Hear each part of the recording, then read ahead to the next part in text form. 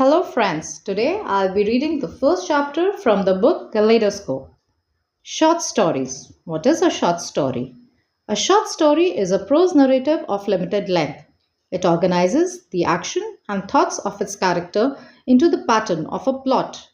The plot form may be comic, tragic, romantic, or satiric.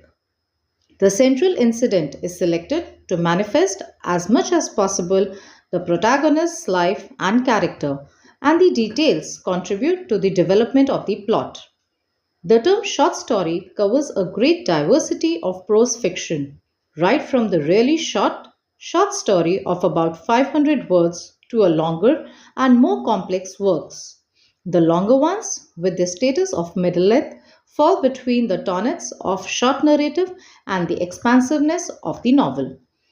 There can be thematic variations too. The stories deal with fantasy, reality, alienation, and the problem of choice in personal life. There are three short stories and two long ones in this section representing writers from five cultures. Let's begin our first story, titled I Sell My Dreams by Gabriel García Marceuz. He was brought up by his grandparents in northern Colombia because his parents were poor and struggling. A novelist, short story writer, and journalist, he is widely considered the greatest living Latin American master of narrative. Marcos won the Nobel Prize in Literature in 1982. His two masterpieces are 100 Years in Solitude and Love in the Time of Cholera. His themes are violence, solitude, and overwhelming human need for love. This story reflects, like most of his works, a high point in Latin American magical realism. It is rich and lucid, mixing reality with fantasy. Let's begin our story. One morning at 9 o'clock, while we were having breakfast on the terrace of the Havana Riviera Hotel under a bright sun, a huge wave picked up several cars that were driving down the avenue along the seawall or parked on the pavement and embedded one of them in the side of the hotel. It was like an explosion of dynamite that sowed panic on all 20 floors of the building and turned the great entrance window to dust. The many tourists in the lobby were thrown into the air along with the furniture, and some were cut by the hailstorm of glass. The wave must have been immense because it leaped over the wide two-way street between the seawall and the hotel and still had enough force to shatter the window. The cheerful Cuban volunteers, with the help of the fire department, picked up the debris in less than 6 hours and sealed off the gate to the sea and installed another, and everything returned to normal. During the morning, nobody worried about the car encrusted in the wall, for people assumed it was one of those that had been parked on the pavement. But when the crane lifted it out of its setting, the body of a woman was found, secured behind the steering wheel by a seat belt. The blow had been so brutal that not a single one of her bones was left whole. Her face was destroyed. Her boots had been ripped apart, and her clothes were in shreds. She wore a gold ring shaped like a serpent with emerald eyes. The police established that she was the housekeeper for the new Portuguese ambassador and his wife. She had come to Havana with them 2 weeks before and had left that morning for the market driving a new car. Her name meant nothing to me when I read it in the newspaper, but it was intrigued by the snake ring and its emerald eyes. I could not find out, however, on which finger she wore it. This was a crucial piece of information because I feared she was an unforgettable woman whose real name I never knew and who wore a similar ring on her right forefinger, which was in those days was even more unusual than it is now.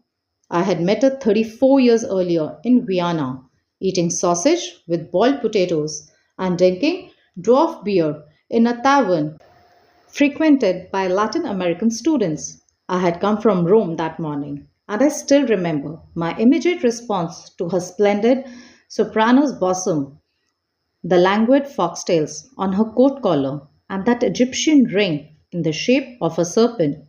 She spoke in elementary Spanish in a metallic accent without pausing for breath, and I thought she was the only Austrian at the long wooden table. But no, she had been born in Colombia and had come to Austria between the wars, when she was little more than a child, to study music and voice. She was about 30 and did not carry her ears well, for she had never been pretty and had begun to age before her time. But she was a charming human being and one of the most awe inspiring. Vienna was still an old imperial city whose geographical position between the two irreconcilable worlds left behind by the Second World War had turned it into a paradise of black marketing and international espionage. I could not have imagined a more suitable spot for my fugitive compatriot who still ate in the student's tavern on the corner only out of loyalty to her origins, since she had more than enough money to buy meals for all her table companions. She never told her real name, and we always knew her by the Germanic tongue twister that we Latin American students in Vienna invented for her, Frau Frieda. I had just been introduced to her when I committed the happy impertinence of asking how she had come to be in a world so distant and different from the windy cliffs of Quende, and she answered with the devastating, I sell my dreams. In reality, that was her only trait. She had been the third of 11 children born to a prosperous shopkeeper in Old Caldis, and as soon as she learned to speak, she instituted the fine custom in her family of telling dreams before breakfast, the time when their oracular qualities are preserved in their purest form. When she was 7, she dreamt that one of her brothers was carried off by a flood.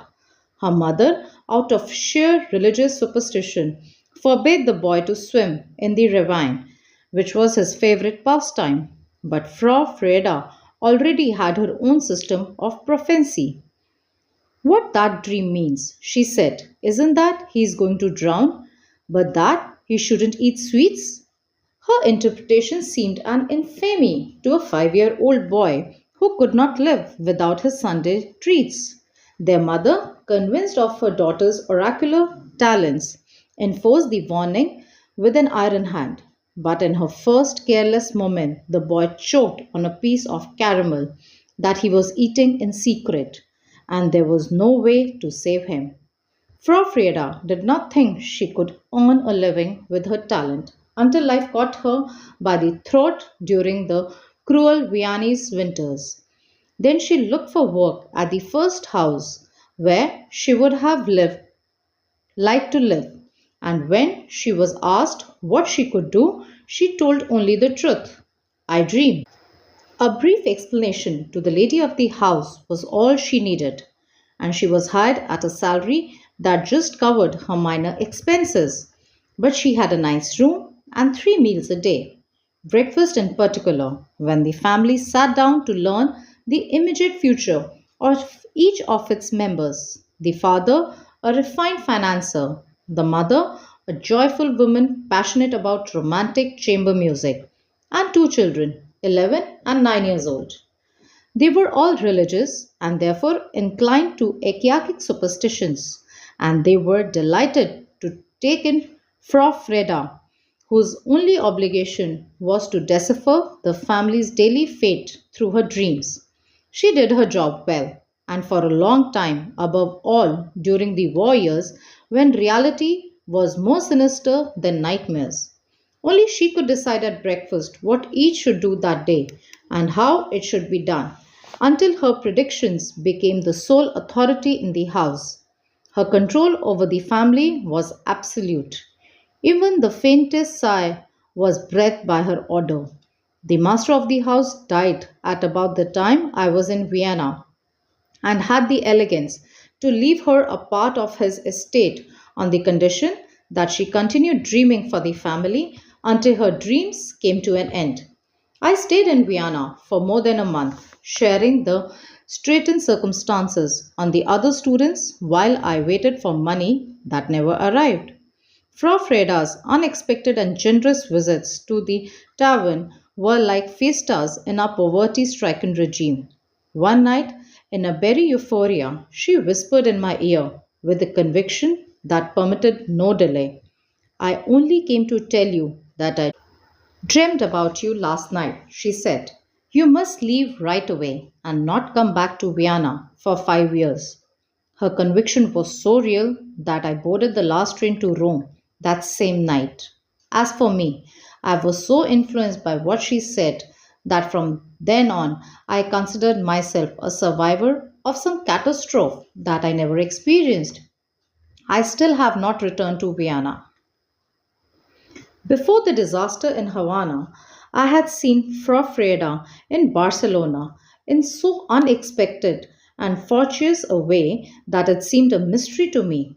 It happened on the day Pablo Neruda stepped on Spanish soil for the first time since the Civil War, on a stopover during a long sea voyage to Valparaiso. He spent a morning with us hunting big game in the second hand bookstores, and at Porter he bought an old, dried out volume with a torn binding for which he paid what would have been his salary for 2 months at the consulate in Rangoon. He moved through the crowd like an invalid elephant, with a child's curiosity in the inner workings of each thing he saw, for the world appeared to him as an immense wind up toy with which life invented itself. I have never known anyone closer to the idea one has of a Renaissance Pope. He was gluttonous and refined. Even against his will, he always presided at the table. Matted, his wife, would put a bib around his neck that belonged in a barber shop rather than a dining room, but it was the only way to keep him for taking a bath in sauce. That day at Carvelia was typical. He ate three whole lobsters, dissecting them with a surgeon's skill, and at the same time devoured everyone else's plate with his eyes and tasted a little from each with a delight that made the desire to eat contagious. Clams from Galicia, mussels from Cantabria, prawns from Alicante, sea cucumber from the Costa Brava. In the meantime, like the French, he spoke of nothing but other culinary delicacies, in particular the prehistoric shellfish of Chile, which he carried in his heart. All at once he stopped eating, tuned his lobster's antenna, and said to me in a very quiet voice, there's someone behind me who won't stop looking at me. I glanced over his shoulder, and it was true. 3 tables away sat an intrepid woman in an old fashioned felt hat and a purple scarf, eating without haste and staring at him. I recognized her right away. She had grown old and fat, but it was Frau Frieda with the snake ring on her index finger. She was traveling from Naples on the same ship as Neruda and his wife, but they had not seen each other on board. We invited her to have coffee at our table, and I encouraged her to talk about her dreams in order to Aston the poet. He paid no attention, for from the very beginning he had announced that he did not believe in prophetic dreams. Only poetry is clairvoyant, he said. After lunch, during the inevitable stroll along the Ramblers, I lagged behind the Frau Freda so that we could renew our memories with no other ears listening. She told me she had sold her properties in Austria and retired to Oporto in Portugal, where she lived in a house that she described as a fake castle on a hill from which one could see all the way across the ocean to the Americas. Although she did not say so, her conversation made it clear that, dream by dream, she had taken over the entire fortune of her ineffable patrons in Vienna. That did not surprise me, however, because I had always thought her dreams were no more than a stratagem for surviving, and I told her so. She laughed her irresistible laugh. You are an impudent as ever, she said, and said no more, because the rest of the group had stopped to wait for Neruda to finish the talking in Chilean slang to the parrots along the Rambla de los Pajarao. When we resumed our conversation, Frau Frieda changed the subject. By the way, she said, you can go back to Vienna now. Only then did I realize that 13 years had gone by since our first meeting.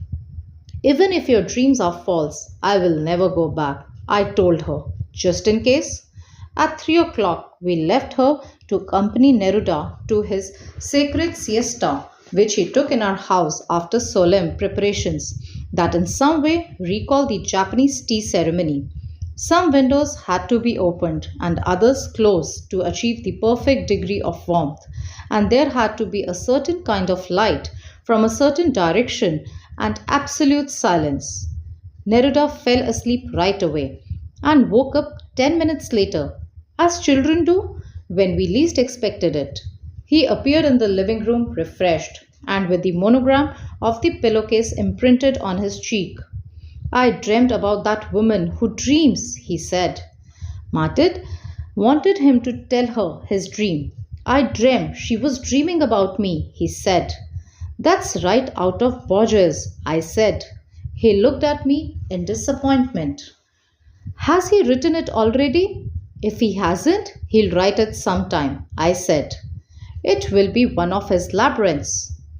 As soon as he boarded the ship at 6 that evening, Neruda took his leave of us, sat down at an isolated table, and began to write fluid verses in the green ink he used for drawing flowers and fish and birds when he dedicated his books. At the first all show, we looked for Frau Frieda and found her at last on the tourist deck, just as we were about to leave without saying goodbye. She too had taken a siesta. I dreamed about the poet, she said. In astonishment, I asked her to tell me her dream. I dreamt he was dreaming about me, she said, and my look of amazement disconcerted her. What did you expect? Sometimes, with all my dreams, one slips in that has nothing to do with real life. I never saw her again or even wondered about her until I heard about the snake ring on the woman who died in Havana Riviera disaster. And I could not resist the temptation of questioning the Portuguese ambassador when we happened to meet some months later at a diplomatic reception. The ambassador spoke about her with great enthusiasm and enormous admiration. You cannot imagine how extraordinary she was, he said. You would have been obliged to write a story about her. And he went on in the same tone with surprising details, but without the clue that would have allowed me to come to a final conclusion. In concrete terms, I asked at last, what did she do? Nothing, he said with a certain disenchantment. She dreamed.